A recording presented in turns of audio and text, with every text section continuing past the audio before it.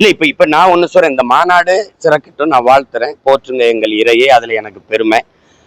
தமிழில் வழிபாடு அப்படிங்கிறது ஒண்ணு இருக்குல்ல, எங்கள் இறைக்கு முன்பு உங்களுக்கு தமிழையும் முருகனையும் பிரிப்பீங்களா? தமிழனையும் முருகையும். தமிழ் இறை, தமிழே அவன்தான்.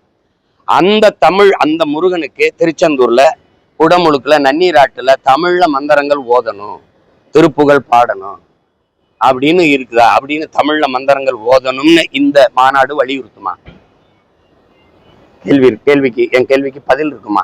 இன்னைக்கு தெரியணும்ல, மாநாட்டு தீர்மானங்கள்ல தமிழ் இறை முருகனுக்கு முன்பு, தமிழ் இறை சிவனுக்கு முன்பு தமிழில் தேவாரம் திருவாசகம் பாடப்படணும், 12 திருமறைகள் ஓதப்படணும், குறைஞ்சபட்சம் எங்கள் மூதாதை அருணகிரிநாதர் எழுதிய அருள் கொடையாக இருக்கிற திருப்புகழை பாடணும்னு வலியுறுத்துமான்னு கேட்கிறேன்.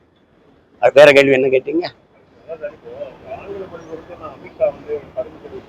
ஆங்கிலத்தை விட்டுருவோம், இந்திய எல்லாரும் படிச்சிருவோம்.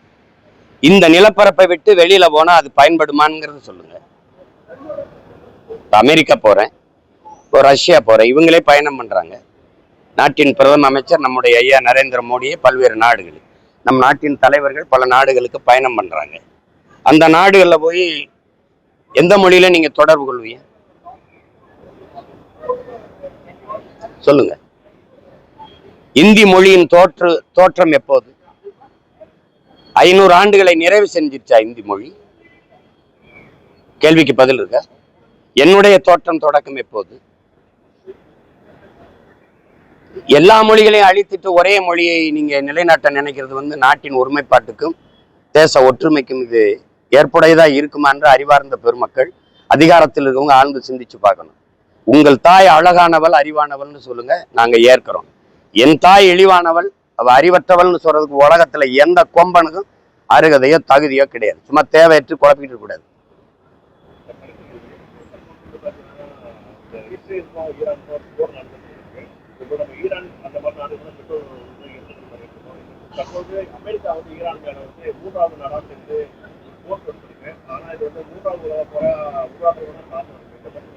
இல்ல, இனிமே இங்க 3ஆம் உலகப் போர் உருவாக போகுதுன்றீங்க. நீங்க வள வேட்டைக்கான ஐயா கவி பேரரசு வைரமுத்து அவர்கள் 3ஆம் உலகப் போர் எழுதுனது வள வேட்டைக்காக தான் இது நடக்கும். அது நீருக்காக நடக்கும்ங்கிறத நம்ம எதிர்பார்ப்பு. இப்ப எண்ணெய்க்காக நடக்குது. அது சூழியல் போராளி வங்காரி மாத்தாய் நம்ம தாய் என்ன சொல்றா, உலகெங்கும் போர் என்பதே வள வேட்டைக்காக நடந்ததாண்டா, எல்லை விரிவாக்க, நில விரிவாக்கத்துக்கு நடந்தது. அது வள வேட்டைக்கு. நீங்க ஆலிவர் ஹெம்பர் எழுதுன நீங்க பிரிட்டிஷ் உளவாளியின் வாக்குமூலம் படிச்சீங்கன்னா அது தெரியும். சின்ன புத்தகம் தான். நாங்க அரபு நாடுகள்ல அந்த நாட்டின் நிலப்பரப்பை கைப்பற்ற நாங்க வரல, அதிகாரத்தை கைப்பற்ற வரல, நாங்க வந்தது வளத்தை கொள்ளையடிக்கத்தான் அவர் எழுதியிருக்கல. அது நீங்க படிங்க, தெரியும். உலக அரசியல் உங்களுக்கு புரிய வரும். அதே மாதிரி நீங்க ஜான் பெர்கின் எழுதின அமெரிக்க உளவாளியின் வாக்குமூலம், நீங்க அடியாளின் வாக்குமூலம் படிச்சாலும் உங்களுக்கு புரியும். இப்ப இதுல வல்லாதிக்க நாடுகளின் வள வேட்டைக்கு தான் இந்த போர் நடக்குது. இப்ப இன்னுமே ஒரு உலகப் போர், 3ஆம் உலகப் போர் இல்லை. நான் என்னுடைய இனம் 3ஆம் உலகப் போரை எதிர்கொண்ட ஒரு இனம். எங்களுடைய தலைவன், எங்களுடைய தமிழின விடுதலைக்காக எங்களுடைய தலைவன் கட்டி எழுப்பிய தமிழீழ தேசிய இராணுவம், விடுதலை புலிகள் என்ற இராணுவத்தை வீழ்த்துவதற்கு 22 நாடுகளின் துணை கொண்டுதான் நாங்கள் இறுதி போரில் விடுதலை புலிகளை வீழ்த்தினோம்னு அந்த நாட்டினுடைய இராணுவ அமைச்சர் கோத்தபாய ராஜபக்சேயும் அதிபர் ராஜபக்சேயும் பேட்டியில சொன்னது இருக்குது. 22 நாடுகளை எதிர்த்து ஒரு இனத்தின் இராணுவம் போரிட்டு இருந்தென்றால் அது உலக போரா இல்லையாங்கிறத நீங்க கேள்வி எழுப்பி பார்க்கணும்.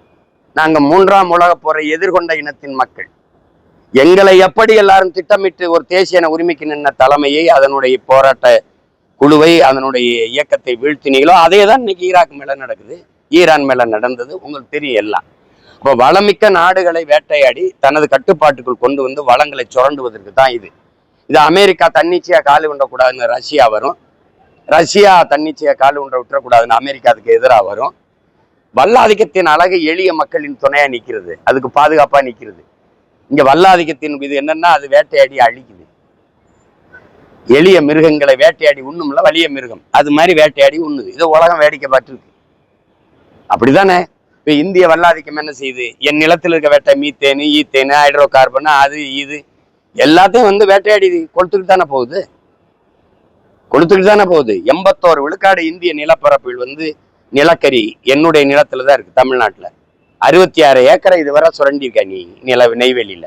அப்படியே மன்னார்குடி வரைக்கும் நீ போறதுக்கு திட்டமிட்டு இப்போ 26 ஏக்கரை எடுத்து வச்சிருக்க.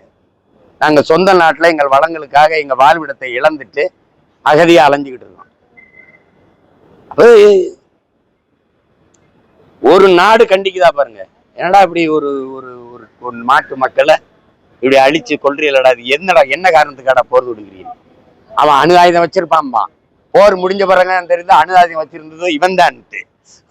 சதாம் ஹுசேன் மேல என்ன பழி போட்டுச்சு அமெரிக்கா? அன்னைக்கு என்ன பழி போட்டுச்சு? அணு ஆயுதம் வச்சிருக்காருன்னு. போர் முடிஞ்ச பிறகு சதாம் ஹுசேன் தூக்கிலிட்ட பிறகு தெரிஞ்சது அணு ஆயுதம் வச்சிருந்ததே அமெரிக்கா தான். இது ஒரு நாடு, இது ஒரு கேவலம். என் தேவை நடக்குது. மகிழ்ச்சி, நன்றி.